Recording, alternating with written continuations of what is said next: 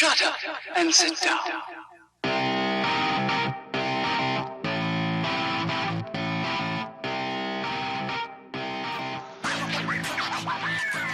Halo semua, welcome back to Utusan Hindia, podcast sejarah berisi materi-materi pembelajaran sejarah di kelas.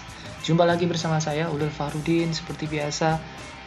Para pendengar setia sekalian, kita masih berada di hashtag di rumah aja. Kemudian kita masih berada di tengah kondisi situasi yang belum menentu. Dan kita juga berada di masa-masa sulit, masa-masa tidak tahu arah tujuan mau kemana. Yang jelas, pesan saya pribadi sih ikuti anjuran dari pemerintah, yakni social distancing, physical distancing, dan long distance relationship. Yang terakhir enggak ya. Kalau kemana-mana pakai masker, jangan lupa cuci tangan, hand sanitizer, hampir salah nyebut ya. Itu himbauan-himbauan yang bisa dibilang supaya kita terhindar dari virus COVID-19 atau corona ini.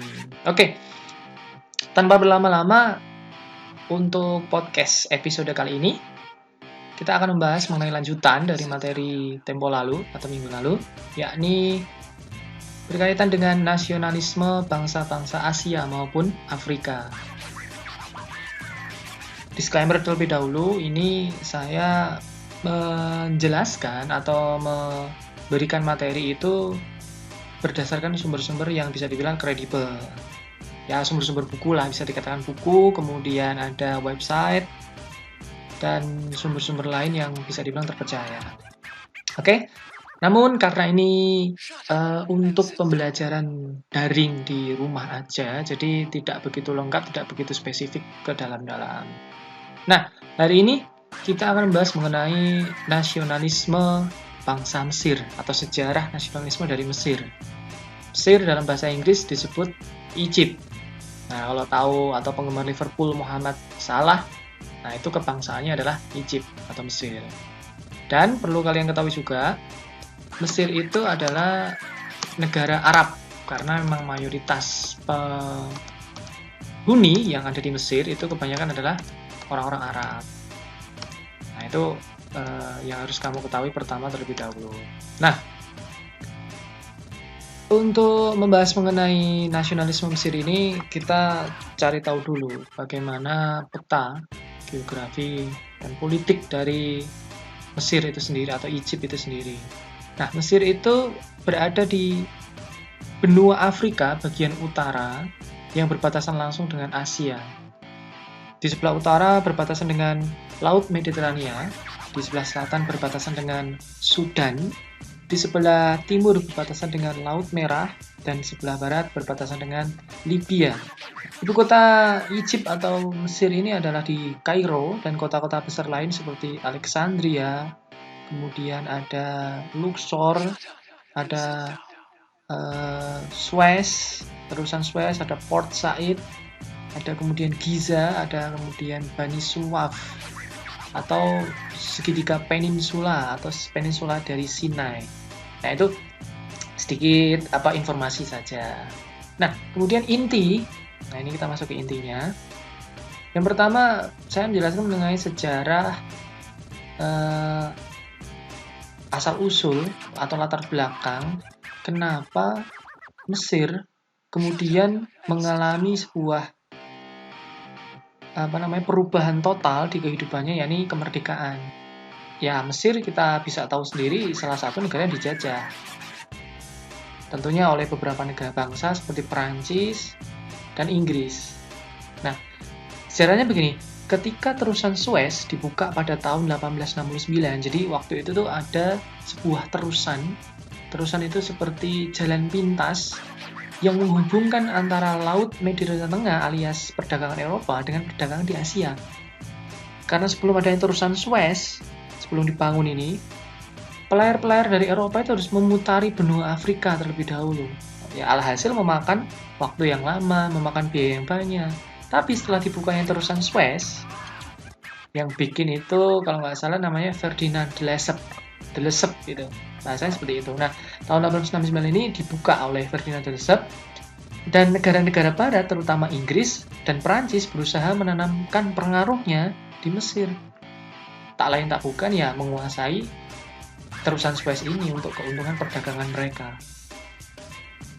Nah, kemudian di antara dua negara ini setelah Napoleon Bonaparte menguasai Mesir, kemudian diganti dengan kekuasaan Inggris, dan Inggris makin kuat di Mesir tahun 1875, yakni saat ada seorang yang bernama Khedive Ismail.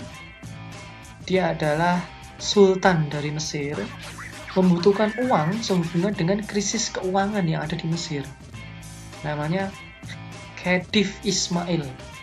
Dia memerintah antara tahun 1863 sampai 1879, ya kurang lebih 15 tahun. Dia membutuhkan uang, sangat-sangat butuh, karena negaranya Mesir waktu itu, atau kesultanannya Mesir, itu mengalami krisis keuangan. Akhirnya Inggris diminta tolong oleh Khedive Ismail untuk memberikan pinjaman. Khedive Ismail kemudian menjual sebagian besar saham Mesir pada terusan Suez kepada Inggris. Karena itu harga yang harus dibayar untuk kemudian mendapatkan uang. Di samping itu, Mesir juga meminjam uang dari Inggris dan Perancis. Mesir karena tidak dapat membayar hutang-hutangnya, ini pada akhirnya dia nggak bisa bayar hutang, maka Inggris dan Perancis masuk ke Mesir dan memberesi hutang-hutangnya. Maksudnya gimana? Intinya adalah hutang-hutang di Mesir itu dianggap lunas jikalau wilayah-wilayah penting di Mesir itu dikuasai oleh Inggris maupun Perancis waktu itu. Nah, dengan demikian sejak tahun 1876, Inggris dan Perancis telah ikut campur dalam pemerintahan di Mesir. Ya, utang pasti, kalau nggak bisa bayar pasti mendapatkan dampak yang luar biasa besar. Campur tangan Inggris dan Perancis dalam pemerintahan, khususnya pada saham-saham di terusan Suez, menimbulkan kekecewaan yang kemudian muncul perlawanan rakyat. Jadi seolah-olah rakyat itu melihat atau menilai negara atau bangsanya itu telah dijual oleh sang sultan itu sendiri. Oleh sebab itu Inggris dan Prancis bisa masuk. Hal ini menimbulkan rakyat bergejolak, rakyat melawan. Nah, pada akhirnya gara-gara itu muncul kebangkitan nasionalisme Mesir yang ditandai dengan sebuah pemberontakan. Apa itu pemberontakannya? Pemberontakan yang dipimpin oleh Arabi Pasha. Ini pemberontakannya selama 1 tahun aja, 1881 sampai 1882. Nama pemimpinnya adalah Arabi Pasha. Nah, pemberontakan Arabi Pasha ini dipengaruhi oleh sebuah paham dari seorang ulama terkemuka waktu itu di abad 19 bernama Jamaluddin Al-Afghani. Siapa Jamaluddin Al-Afghani? Dia adalah ulama pembaharu Islam yang berdomisili atau tinggal di Mesir. Pemberontakan ini merupakan tonggak dari awal mula dari nasionalisme Mesir. Nah, kemudian perlawanan rakyat yang dipimpin oleh Arabi Pasha ini sangat membahayakan kedudukan Inggris dan Perancis. Jadi bayangkan ya, Inggris akhirnya bertindak karena dianggap membahayakan itu dan berhasil menumpas pemberontakan dari Arabi Pasha. Nah, peristiwa berlanjut karena Arabi Pasha ini pemantik jalannya nasionalisme Mesir. Kemudian muncul kembali latar belakang yang membuat rakyat itu sangat-sangat ingin terbebas dari penjajahan Inggris dan Perancis waktu itu. Nah, yang pertama adalah munculnya gerakan Wahhabisme, yang semula hanya gerakan agama namun kemudian memberontak pemerintah. Nah, ini secara politik membangkitkan tumbuhnya nasionalisme di Mesir. Waktu itu ada kelompok Wahabi yang memberontak terhadap Kesultanan Turki Utsmani, kemudian membentuk negara sendiri yang kita kenal sekarang menjadi Saudi Arabia atau Arab Saudi. Nah, gara-gara itu rakyat terpantik semangatnya, ternyata bisa memerdekakan diri. Nah, kenapa kita enggak? Kenapa gitu? Yang kedua adalah pengaruh dari revolusi Perancis. Nah, lagi-lagi ketika pengaruh Napoleon Bonaparte di Mesir, dia juga membawa pesan dan suara-suara revolusinya dari Prancis dibawa ke Mesir.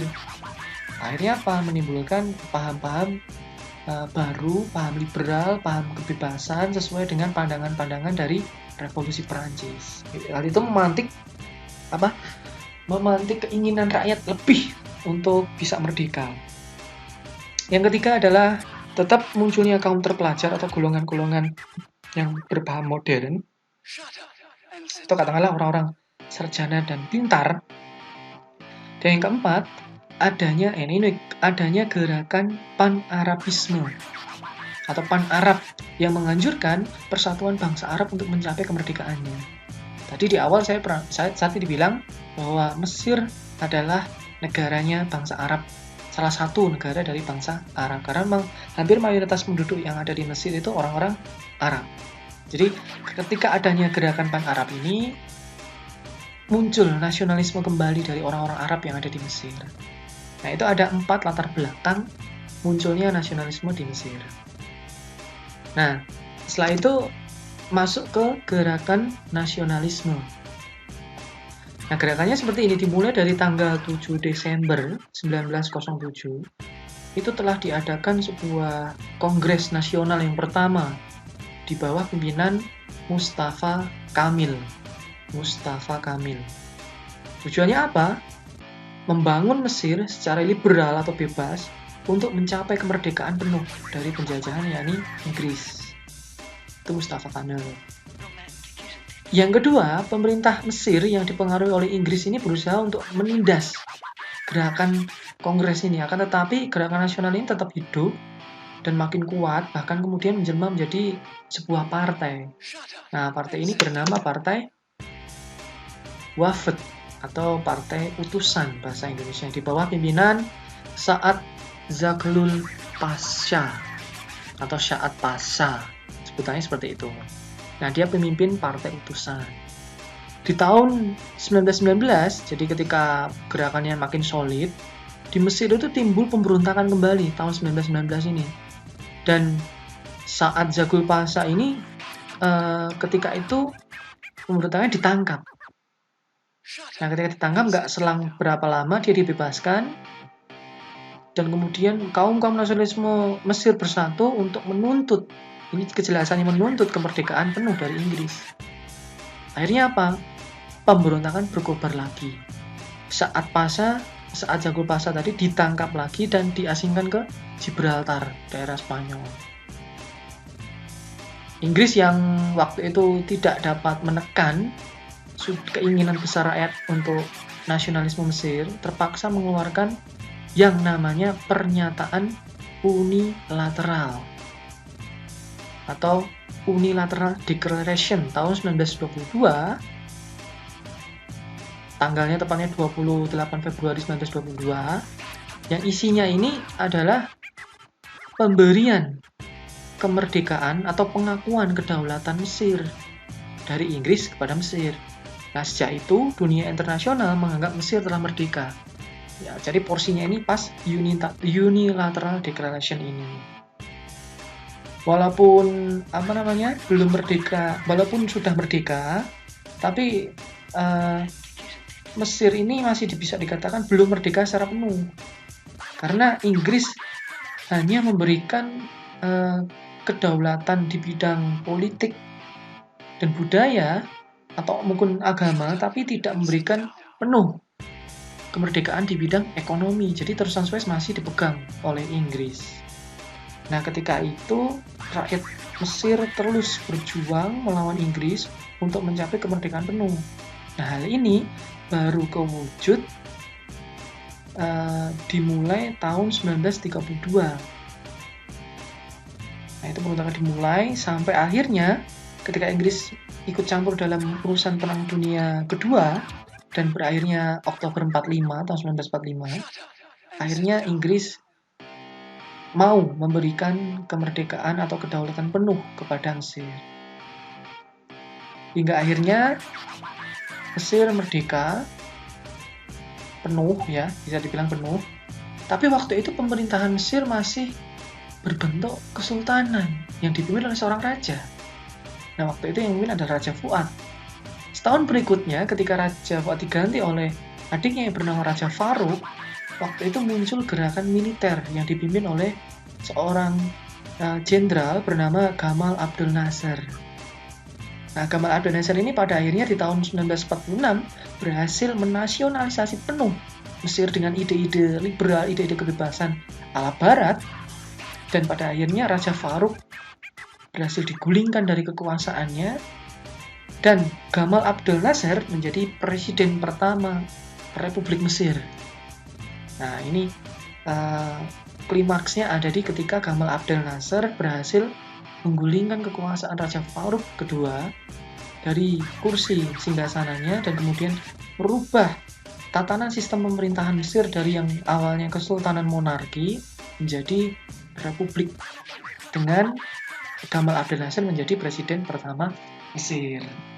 Nah, begitu sejarah singkat dari gerakan nasionalisme. Kalau kita bisa review ulang, latar belakangnya ada 4, gerakan nasionalisme ada 4, tokohnya bisa dibilang ada 4 seperti Arabi Pasha, kemudian Sa'ad Zaghul Pasha, kemudian ada Raja Farouk, dan kemudian ada Gamal Abdel Nasser. Tapi yang paling terkenal memang Gamal Abdel Nasser sih, karena sering kita bisa lihat di video-video sejarah di YouTube gitu ya, kalau kita lihat ya.